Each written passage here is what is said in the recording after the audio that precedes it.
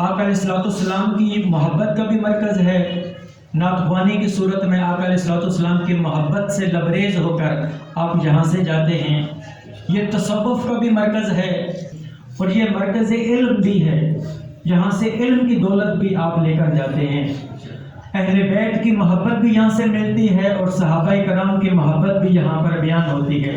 تو یہ اہل سنت والجماعت کا خوبصورت گلدستہ ہے۔ تو اس لیے آج آپ کے سامنے تھوڑی سی علمی بات بھی ہوگی اور توحید کو جاننے کی کوشش کریں گے۔ اور ہمارے ہاں توحید فقط وہ توحید نہیں کہ جس کا تصور آج دیا جاتا ہے۔ آج ہم جس زمانے میں رہ رہے ہیں، آج تصورات گڑبڑ کر دیے ہیں۔ جس طرح آپ کو میں بتاؤں کہ ہر اچھا کام جس طرح توحید نہیں ہوتا، اس طرح ہر ناجائز کام شرک نہیں ہوتا۔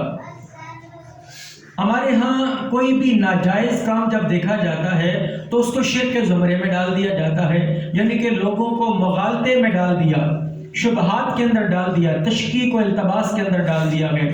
تو آج اس مغالطے کو دور کرنے کی کوشش کریں گے، ہم سمجھیں گے کہ توحید کیا ہے اور شرک کیا ہے۔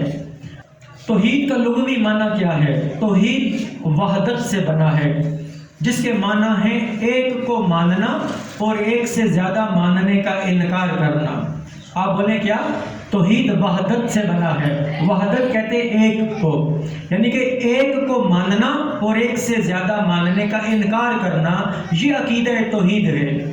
اور یہ جو توحید کا لفظ ہے، یہ الوحدہ، وحدتن، الوحدہ سے ہے، یہ باب تفعیل کا مصدر ہے۔ اس سے مراد کسی چیز کو ایک قرار دینا۔ اللہ اپنی ذات میں، صفات میں، افعال میں یکتا ہے، منفرد ہے، وہ اکیلا ہے۔ اس کو تصور توحید کہتے ہیں۔ اسی طرح شرک کسے کہتے ہیں؟ شرک کہتے ہیں شراکت سے۔ آپ کہتے ہیں نا کہ دو بندے کسی کام میں شریک ہو گئے، یا ہم اس کام کے اندر شریک ہو گئے، تو کسی کو اللہ کی ذات میں، صفات میں اور اللہ کے افعال میں کسی کو شریک کر دیا جائے، شرک کہلاتا ہے۔ تو شرک کا مطلب کیا ہو گیا کہ اللہ تبارک تعالیٰ کی ذات میں، صفات میں اور افعال میں کسی دوسرے کو شریک کر دیا جائے۔ اب آپ کے سامنے میں مسلم شریف کی حدیث بیان کرنے لگا ہوں۔ حضرت عقبہ بن عامر رضی اللہ تعالی عنہ، یہ صحابی رسول ہیں، وہ بیان کرتے ہیں کہ آقا علیہ السلام نے فرمایا، مجھے تمہارے متعلق یہ خدشہ تو نہیں ہے کہ تم میرے بعد مشرک ہو جاؤ گے، لیکن مجھے تمہارے متعلق یہ خدشہ ہے کہ تم دنیا کی طرف رغبت کرو گے اور ایک دوسرے سے لڑ کر ہلاک ہوگے۔ یہ مسلم شریف کی حدیث نمبر 2296 ہے۔ حضور نبی کرم صلی اللہ علیہ وآلہ وسلم نے اس امت کے خصائص میں سے ایک خاص بات یہ بیان کی ہے کہ اللہ تبارک تعالیٰ اجتماعی طور پر اس امت کو شرک سے محفوظ کر لیں گے۔ اس کا یہ مطلب بھی نہیں ہے کہ کوئی ایک فرد بھی شرک میں مبتلا نہیں ہوگا۔ آپ سنیں کہ میں کیا بتا رہا ہوں کہ امت کی جو اکثریت ہوگی، اکثریت امت کی اللہ تبارک تعالیٰ اس کو شرک سے محفوظ فرما لیں گے۔ اور آج بدقسمتی جس زمانے میں ہم رہ رہے ہیں، اہل سنت والجماعت یہ سواد اعظم ہے۔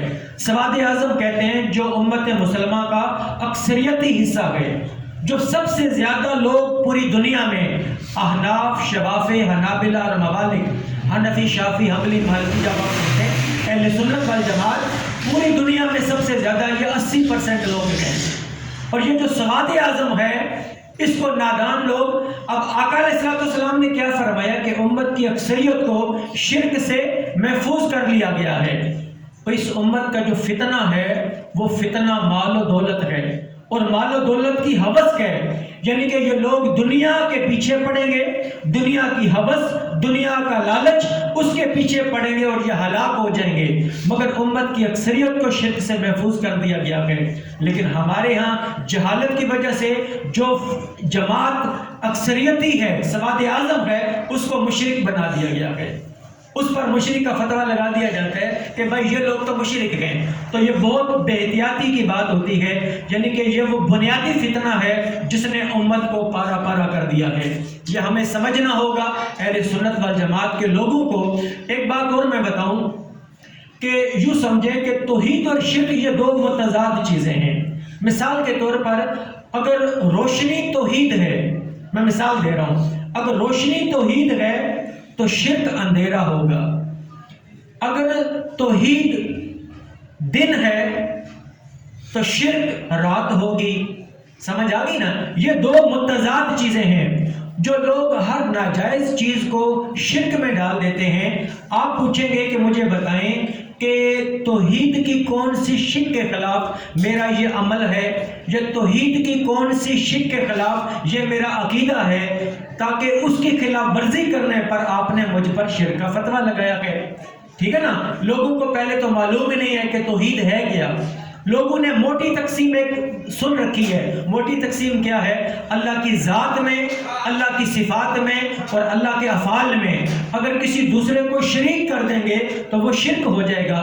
ٹھیک ہے نا؟ اب اس کو ہم سمجھنے کی کوشش کرتے ہیں۔ حضرت شاہ ولی اللہ محدث دہلوی رحمۃ اللہ علیہ، ان کے کتاب الفوز الکبیر، وہ اپنی کتاب الفوز الکبیر میں لکھتے ہیں کہ شرک یہ ہے کہ اللہ سبحانہ و تعالی کی صفات خاصہ میں سے کوئی صفت اس کے غیر کے لیے ثابت کی جائے۔ کون سی بتائی؟ اللہ تعالیٰ کی جو صفت خاصہ ہے۔ صفت خاصہ سے مطلب اب معبود ہونا کیا ہے؟ اللہ تبارک تعالیٰ معبود ہے، وہ عبادت کے لائق ہے۔ یہ اللہ تبارک تعالیٰ کی جو صفت ہے وہ صفت خاصہ ہے، اور صفت خاصہ اسے کہتے ہیں جو خالصتاً اللہ تبارک تعالیٰ کی صفت ہو اور وہ غیر خدا کے لیے ثابت نہ ہو۔ مخلوق کے لیے ذرہ برابر بھی اس صفت کے اندر اگر ہم مخلوق کو شامل کر دیں گے تو وہ چیز شرک ہو جائے گی۔ مطلب ہے کہ وہ صفت اللہ تعالیٰ کے لیے خاص ہے، اسے صفت خاصہ کہتے ہیں، صفات خاصہ۔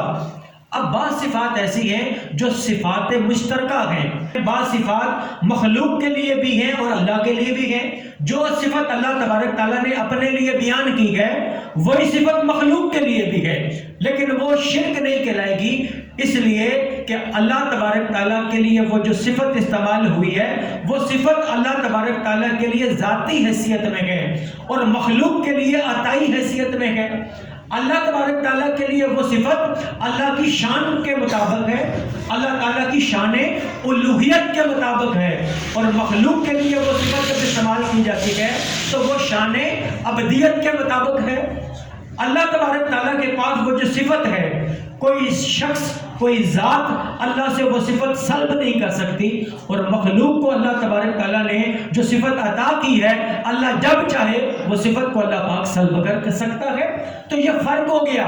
اب ایک انسان، مثال کے طور پر اللہ کیا ہے آپ کو میں بتاؤں، سورہ الاسراء کی پہلی آیت فرمایا انہ هو السمیع البصیر۔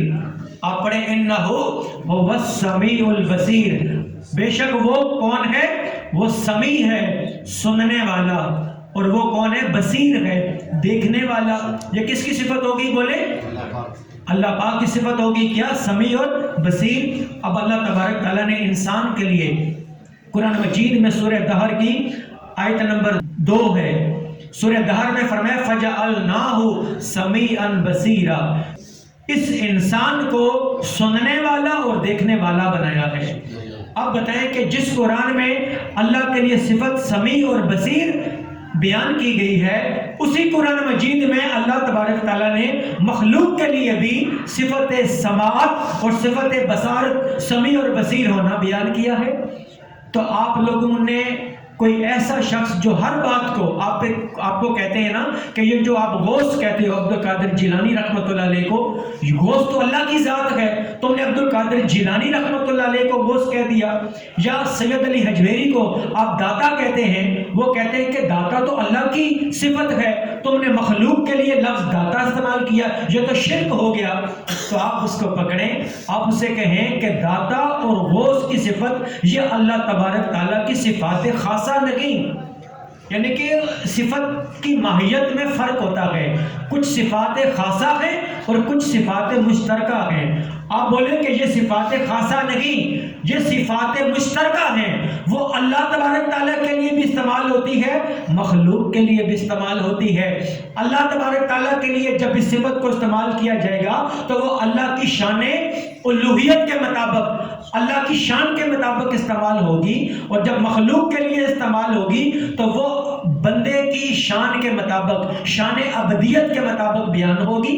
اللہ تبارک تعالیٰ کی جو شان ہے غوث اور داتا، وہ اللہ تبارک تعالیٰ کی ذاتی صفت ہے، اور اللہ تبارک تعالیٰ نے مخلوق کو، عبد القادر جیلانی رحمۃ اللہ علیہ کو غوث کی شان عطا کر رکھی ہے۔ یہ اولیاء کرام کیا ہے؟ اولیاء کرام جب حاجات ہوتے ہیں تو لوگ اپنی حاجتیں لے کر ان کے پاس آتے ہیں۔ ہر بندہ اپنا دکھڑا بیان کرتا ہے، اپنی حاجت بیان کرتا ہے۔ کوئی کہتا ہے مجھے یہ مسئلہ ہے، میرا مسئلہ حل کر دیں، میرے بچے کا یہ مسئلہ ہے، میرا یہ مسئلہ حل کر دیں۔ لوگ حاجت روائی کے لیے آتے ہیں۔ اللہ تبارک تعالیٰ ان کو وہ شان عطا کرتے ہیں کہ وہ لوگوں کی، مخلوق کی حاجت روائی کرتے ہیں۔ یہ اللہ پاک نے یہ شان ان کو عطا کر رکھی ہے۔ تم کون ہو جو تانا زنی کرتے ہو؟ بھئی اللہ کی وہ شان، وہ رب کی شان کے مطابق ہے، وہ خالق کی شان کے مطابق ہے، اور مخلوق کو اللہ تبارک تعالیٰ نے وہ جو شان عطا کی ہے وہ مخلوق کی شان کے مطابق عطا کی ہے۔ تو یہ شرک نہیں ہوتا۔ تو آپ کو میں نے بتایا، اگر کوئی ایسا شخص ہے تو آپ بتائیں کہ سورہ الاسراء کی آیت نمبر 1 میں اللہ سمیع اور بصیر ہے، انہیں پکڑیں۔ وہ صرف اولیاء کرام کے حوالے سے آپ کہیں کہ فقط آپ کو داتا اور غوث یہ دو ہی لفظ آپ کو نظر آئے، آپ کو یہ سمیع اور بصیر نظر نہیں آئے قرآن مجید میں؟ سورہ الاسراء کی آیت نمبر 1 میں اللہ سمیع اور بصیر ہے، اور سورہ دہر کی آیت نمبر 2 میں انسان سمیع اور بصیر ہے۔ وہ نظر کیوں نہیں آتا؟ اور آپ یوں کہا کریں کہ داتا اور غوث کی بات تو بعد میں کریں گے، پہلے آؤ یہاں بات کرتے ہیں۔ اللہ بھی سمیع اور بصیر ہے، بندہ بھی سمیع اور بصیر ہے، اور تمہاری ذہنیت کو دیکھا جائے تو پھر شرک کا فتویٰ تو پہلے نعوذ باللہ یہاں لگتا ہے۔ تو آپ نے تیار ہونا ہے۔ تو یہ علم کا مرکز ہے۔ سید ظہور حسین شاہ صاحب کا یہ جو آستانہ ہے، جو جگہ ہے، جو کمرہ ہے، ٹھیک ہے نا، یہ کیا ہے؟ یہ مرکز علم بھی ہے۔ جس طرح مرکز تصوف ہے، جس طرح مرکز محبت مصطفیٰ ہے۔ فکر نے جب محنت کی، انسان نے سوچ و بچار کرنا شروع کی، انسان کے تجربات ہوئے، مشاہدات ہوئے، تو بہت سارے فلسفے بنے۔ کوئی عقلیت کا فلسفہ بنا، ریشنلزم کا، کوئی حسیت کا فلسفہ بنا، امپیریلزم کا، پھر کوئی تنقیدیت کا فلسفہ بنا، کرٹیسزم کا، وجود میں آئے، مختلف فلسفے وجود میں آئے، اور تصورات بنتے چلے گئے جو انسان کو اپنے مشاہدے اور تجربے کی بنیاد پر ایک نتیجے پر پہنچنے میں مددگار ثابت ہوئے۔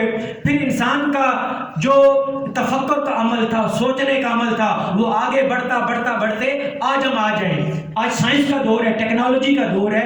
بالآخر انسان اس نتیجے پر پہنچ گیا کہ جو پوری کائنات کو چلانے والی ذات ہے وہ ایک ہے۔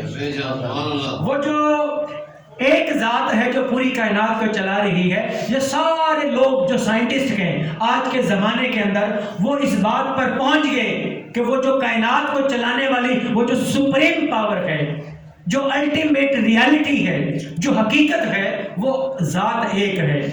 اب آپ کو میں بتاؤں، جب لوگ اس نتیجے پر پہنچ گئے اپنی عقل کی بنیاد پر، اپنی ریسرچ، اپنی تحقیق کی بنیاد پر، وہ پہنچ گئے کہ کائنات کو چلانے والا ایک ہے، تو ہم مسلمان بھی مانتے ہیں کہ اللہ کی ذات ایک ہے، لیکن دونوں میں فرق ہے۔ اپنی عقل کی بنیاد پر، اپنی تحقیق کی بنیاد پر، اپنی ریسرچ کی بنیاد پر جس نے رب کو ایک مانا، اس کو وحدانیت کہتے ہیں۔ یہ عقیدہ توحید نہیں ہے۔ اور پھر عقیدہ توحید کیا ہے؟ عقیدہ توحید فقط اس کا ہوگا جو فقط نبی کے کہنے پر اللہ کو ایک مانے گا۔ یہ آج کی گفتگو کا نقطہ عروج ہے جو میں نے آپ کے سامنے رکھا۔